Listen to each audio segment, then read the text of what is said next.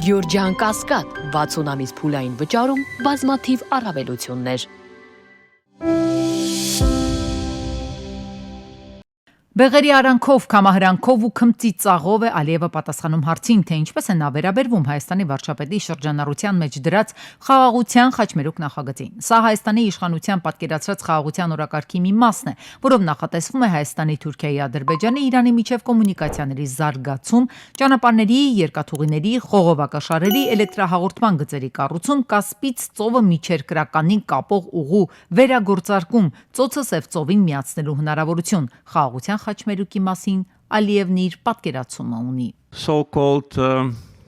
Peace Crossroad. Ինչ վերաբերում է այսպես կոչված խաղաղության խաչմերուկին, ինչպես գիտեք, երբ նախագահ Թրամփը վերադարձավ, նա գործարկեց TRIP-ը։ Ուստի երբ նախագահ Բայդենը վերադառնա, նա կվերսկսի ձեր խաղաղության խաչմերուկը։ Այլ կերպ ասած Ալիևը խոստովանեց, որ խաղաղության խաչմերուկ գոյություն չունի բանակցային սեղանին, անկախ այն հանգամանքից, որ Միացյալ Նահանգների նախորդ վարչակազմը այդպիսի մի փաստաթուղթ է ստորագրել հայ-ամերիկյան ռազմավարական գործընկերության տեսքով։ Ըստ փորձագետների Ալիևի նման խոսույթը հետաքրքրական էր նաև այն առումով, որ նա ցուցադրեց Ադրբեջանի իրական մտադրությունները։ Եվ սա չափազանց կարևոր է այն համատեքստում, երբ անընդհատ հայտարարվում է, թե Հարավային Կովկասում հաստատվել է երկարատև խաղաղության գործընթաց։ Սա չափազանց կարևոր արձանագրում էր այն իմաստով, որ Ադրբեջանը իր արտաքին քաղաքականությունը խաղաղության օրակարգի մասով նաև ինչ որտեղ պայմանավորում է այս կամ այն ադմինիստրացիայի հետ իր հարաբերություններով եւ իր ստանալիք շահերով։ Եվ պատահական չէ, որ TRIP-ը նա ուղիղ կապեց Թրամփի վարչակազմի հետ, իսկ Հայաստանի իշխանությունների կողմից այսպես ասպարեզ հանված, այսպես կոչված խաղաղության խաչմերուկը կապեց Բայդենյան վարչակարգի հետ։ Ըստ քաղաքագետների Ալիևի խոսույթից կարելի է ենթադրել նաև, որ Վաշինգտոնյան նախաստորագրված համաձայնագիրը ակտուալ է լինելու այնքան ժամանակ, քանի դեռ կա Միացյալ Նահանգների գործող ադմինիստրացիայի հետաքրքրությունը։ Հետագայում բնականաբար սա ազդակ է այն մասին, որ Ադրբեջանի շահերը եւ նպատակները կարող են կերպափոխման ենթարկվել եւ մենք կարող ենք տեսնել Հարավային Կովկասում բոլորովին այլ գործընթացներ եւ այլ դրամաբանություն, քան դա դրված է օգոստոս 8-յան համաձայնության մեջ։ Խաղաղության նախագիծն առաջացավ այն ժամանակ, երբ Ալիևը հայտարարեց, թե կբացի Սյունիքով անցնող այսպես կոչված Զանգեզուրի միջանցքը։ Նաև ռազմական ուժի կիրառմամբ Հայաստանի իշխանություններն էլ ըստ փորձագետների փորձարեցին գեղեցիկ փաթեթավորմամբ ներկայացնել խաղաղության խաչմերուկ նախագիծը իբրև թե ամբողջական ապա շրջափակման գործընթաց։ Հայաստանի առաջարկած խաղաղության խաչմերուկ նախագիծն ըստ փորձագետների այսպես կոչված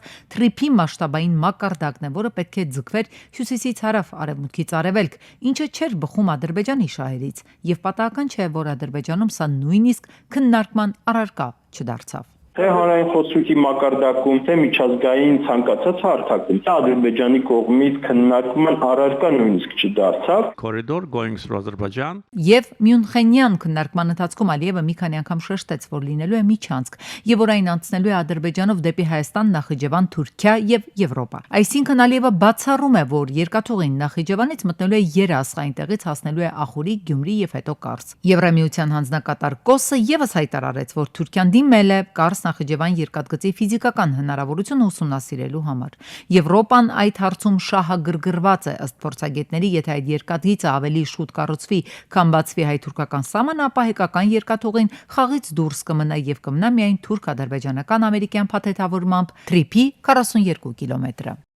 ԱՄՆ փոխնախագահ Ջեյ Վենսի Հայաստան եւ Ադրբեջան այցը տարածաշրջանի հակաարևմտյան քաղաքականություն ու հայացքներ ունեցող երկրների խոշորացույցի տակ է։ Ինչ պայմանավորվածություններ ձեռք բերեցին ամերիկացիները Հայաստանի եւ Ադրբեջանի իշխանությունների հետ, որքանով են այդ հանդիպումները բանակցային գործընթացները բխում կամ հակասում, օրինակ տարածաշրջանում խոշոր դերակատարում ունեցող Ռուսաստանի կամ Իրանի շահերին։ Հայաստանում Իրանի դեսպանը ԱՄՆ փոխնախագահի Հայաստան այցից մի քանի օր հետո հանդիպելով Փաշինյանի հետ հայտնել է, թե Իրանը ողջունում է խաղաղությանը միտված Հայաստանի վարչապետի քաղաքականությունը, ինչն ըստ դեսպանի նպաստում է տարածաշրջանի զարգացմանն ու առաջընթացին։ Զարգացած Հայաստանը նախանշված է Իրանի ռազմավարական քաղաքականության հիմքում, եւ մենք առաջնորդվում ենք այդ սկզբունքով։ Կառավարության տարածած հաղորդագրության մեջ նշվում է նաև, որ Փաշինյանն ու դեսպանը քննարկել են եւ անդրադարձել տարածաշրջանային հաղորդուղիների ապաշրջափակման եւ առևտրատնտեսական հարաբերությունների խթանմանը, այդ համատեքստում կարևորելով երկու երկրների միջև երկաթուղային կապի ապահովման ուղղված քայլերը, ինչն ըստ Հայաստանի կառավարության տարածած հաղորդագրության կարող է դառնալ ավելի լայն կապերի հաստատման մաս։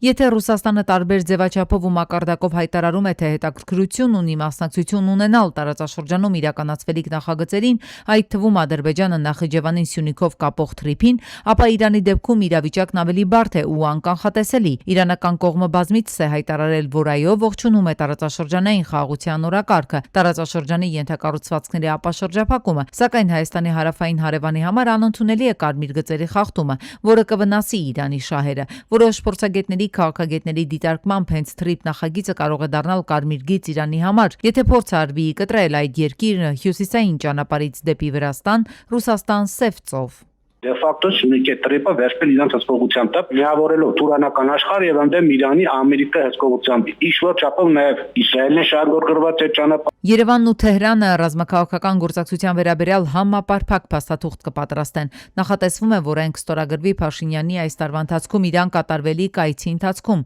Կարևորագույն եւս մեկ հարց, որ Իրանին է վերաբերում, ինչպես է Հայաստանը կարողանալու իր երկաթուղային ցանցով միանալ իրանականին։ Հնարավոր է այն, թե ոչ։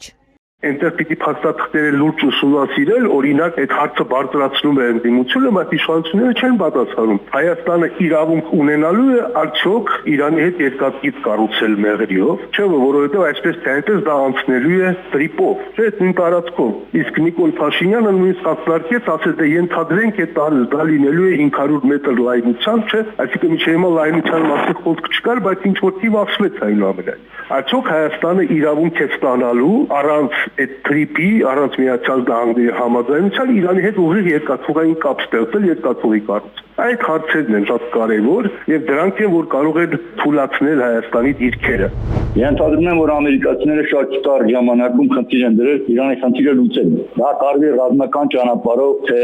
համաձայնության ձեռքբերման ակնհայտ է, որ շատ կարճ ժամանակում այդ խնդիրը իրենք պետք է լուծեն։ Եվ դրա հետ կապված ասեն, այսպես են Իրանի դիրքորոշումը հիմա կանխատեսել։ Ենթադրում եմ, որ այնտեղ անպայման լինելու են փոփոխություններ, այլ տարբերակ ուղղակի չկա։ Այդ թվում նաև իշխանական կառուցված։ Թրիփ նախագիծը դեռ իրավական ուժ չի ստացել, թղթի վրա է, ըստ քաղաքագիտական համայնքի այնպես չէ, որ այն 100% իրականացվելու է։ Մինչև այդ ծրագրի նախագծի իրականացումը կան բազմաթիվ չլուծված խնդիրներ։ Տարածաշրջանում գրեթե բոլոր պետությունները զգայուն են դարձել, իրավիճակն էլ պայթյունավտանգ։ Հանրային ծառայությունները կարգավորող հանձնաժողովի նախագահը նախ ամփոփեց ու ներկայացրեց 2025-ին կատարված ծրագրերը, հատկացումները ու սահմանված տուգանքները։ Հայաստանի էլեկտրաէներգետիկական եւ գազամատակարարման համակարգերում անցնող տարում իրականացվել են շուրջ 52 միլիոն դրամի ներդրումներ։ Առաջին անգամ 17 միլիարդ դրամի ներդրում է կատարվել ջրամատակարարման համակարգում։ Հանձնաժողովը մշակել եւ ընդունել է էլեկտրաէներգետիկական շուկայի կանոնների բարելավմանն ուղղված փոփոխությունների 5 ծավալուն փաթեթ։ Քննարկման առանցքում էին հատկապես հետին առնչվող հարցերը։ Այն պահից, երբ ընկերությունը ժամանակավոր կառավարման է հանձնվել, քաղաքացիների մի մասի հոսանքի վճարները նվազել են 3-ից 5000 դրամով, նշեց Մեսրոպյանը։ Անձամբ այս ընթացքում ես իմ անձնական օրինակն եմ ասում, շատ են եղել փողոցում դեպքեր, երբ անծանոթ քաղաքացիներ ճանաչելով ինձ պարզապես մոտեցել եւ շնորհակալություն են հայտնել, չնայած ես կոնկրետ այդ process-ի հետ բուն կառավարման հետի կառավարման գործընթացի հետ ներկա փուլում որևէ կապ չունեմ իմ պաշտոն է, բայց այնուամենայնիվ մարդիկ մոտեցել եւ շնորհակալություն են հայտնել, որ այն պահից երբ որ ժամանակավոր կառավարման է հանձնվել հեծը, իրենց մոտ հոսանքի այդ վճարները 3, 4, 5000 դրամով պակասել են։ Հեծի վերցրած վարկերը չեն մտնում էլեկտրաէներգիայի սակագնի մեջ, հավելեց հանրային ծառայությունները կարգավորող հանձնաժողովի նախագահը, անդրադառնալով լրագրողի հարցին։ Խոսելով ընկերության լիցենզիայի հնարավոր դադարեցման մասին, Մեսրոպյանը պարզաբանեց, լիցենզիայի պաշտոնական դադարեցումից հետո 3 ամսվա ընթացքում պետությունը պետք է սկսի գույքի օտարման գործընթացը։ Նախ առաջարկվելու է գին եւ փորձ է արվելու ձեռք բերել համաձայնություն, իսկ դրա բացակայության դեպքում կգործարկվեն իրավական այլ մեխանիզմներ, այդ թվում հանրային գերակա շահի ճանաչման կառուցման ընթացակարգը։ Մեսրոպյանն անդրադարձավ նաև նոր մոդուլային ատոմակայանի կառուցման հնարավորությանը, նշելով, որ դա ավելի անվտանգ, տեխնոլոգիապես զարգացած եւ ժամանակակից լուծում է։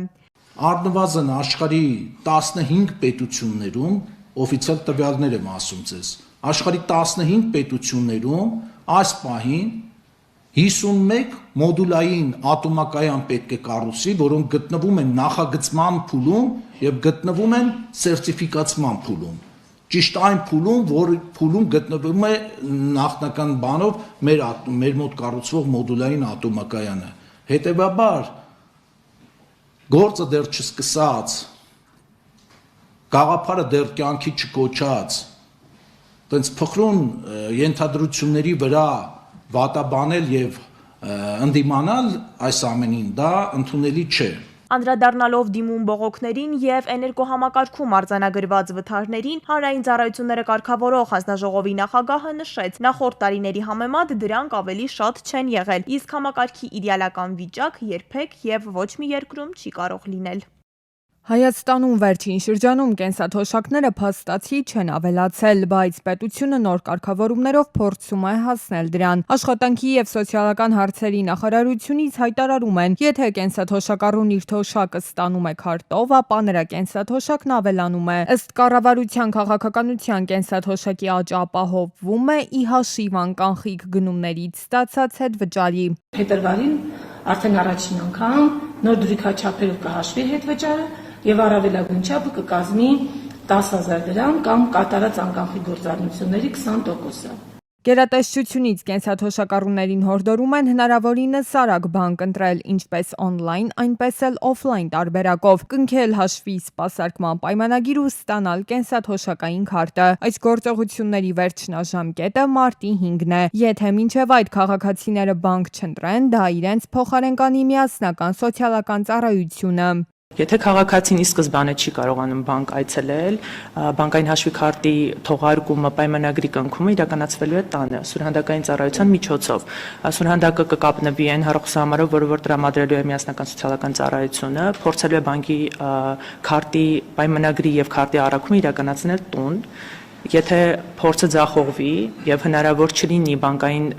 քարտի թողարկման համար անհրաժեշտ փաստաթղթերը ստորագրել, այդ փուլում արդեն միասնական սոցիալական ծառայության աշխատակցի հետ միասին կայցելեն տուն ու կկազմակերպեն ամբողջ գործընթացը համատեղ։ Այս գործընթացը եւս իր մեջ խնդիրներ է պարունակում։ Հայաստանյան բանկերից ոչ բոլորն են քաղաքացիներին սուրհանդակային ծառայություններ մատուցում։ Այսինքն, եթե հենաշարժողական խնդիրներ ունեցող քաղաքացին ընտրել է բանկ, որը չունի սուրհանդակային ծառայություն, փաստի առաջ է կանգնելու։ Խնդրի լուծման մեխանիզմներ դեռևս չի առաջարկում պետությունը։ Միասնական սոցիալական ծառայության հույսը բանկերի հետ գործընկերային հարաբերություններն են քաղաքացիներին հնարավորինս օժանդակելու համար։ Բացառապես անկանխիկ կենսաթոշակների վճարմանն անցնելուն նաև խոչընդոտում է այն հանգամանքը, որ ոչ բոլոր շահառուներն ունեն անձը հաստատող վավեր փաստաթուղթ, այսինքն գործընթացը դառնում է կրկնակի։ Պետք է նախ ձեռք բերել փաստաթուղթը, նոր բանկի հետ պայմանագիր կնքել։ Եթե այս քաղաքացիների շրջանակներում կլինեն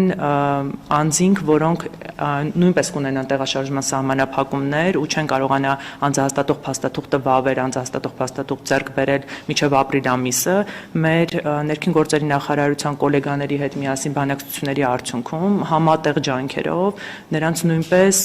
անձահաստատող փաստաթղթի տրամադրման գործընթացը կիրականացվի անձնագրային շրջիկ անձնագրային կետերի միջոցով։ Անգամ տարեց կենսաթոշակառուները պետք է էլեկտրոնային փոստի հասցե ներկայացնեն կենսաթոշակը անկանխիկ ստանալու համար։ Եթե որոշ քաղաքացիների ենթադրաբար կօգնեն ընտանիքի մյուս անդամները, ապա իրավիճակը ավելի բարդ է միայնակ ապրող տարեցների դեպքում։ Ըստ անհրաժեշտության նրանց համար էլեկտրոնային փոստի հասցեներ կբացվեն միասնական սոցիալական ծառայության գրասենյակներում աշխատակիցների կողմից։